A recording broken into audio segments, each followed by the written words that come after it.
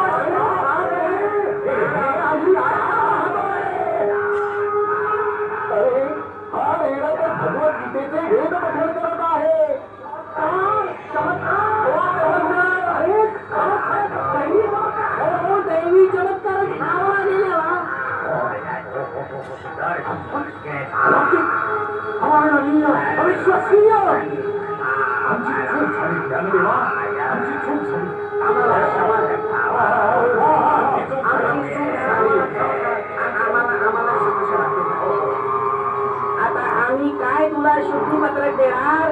हे अद्भुत आणि चमत्कारिक कार्य केवळ परमेश्वरच करू शकतात. अगदी खरं वाटत हो. आम्हाला क्षमा कर देवा.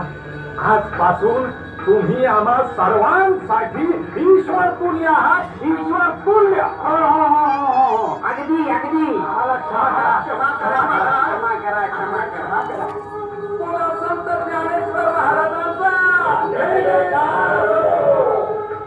बोला संत ज्ञानेश्वर महाराजांचा जय जयकार. बोला संत ज्ञानेश्वर महाराजांचा जय जयकार. असो, जय जयकार असो. पैठणच्या विद्वान पंडितांनी ईश्वर तुल्य ज्ञानेश्वरांचा जय जयकार केला. त्यांच्या कीर्तीचा परिमल चहू दरवळू लागला. जन्म, माझं कार्य संपलेलं आहे. मला समाधीची ओढ लागलेली आहे. यापुढे माझी ज्ञानेश्वरीच तुमचं मार्गदर्शन करेल. संत ज्ञानेश्वरांच्या पश्चात त्यांचा हस्तलिखित ग्रंथ ज्ञानेश्वरी आपल्या परमभक्तांना ज्ञानाच्या अमृतधारांचं रसपान करून पवित्र करत आहे.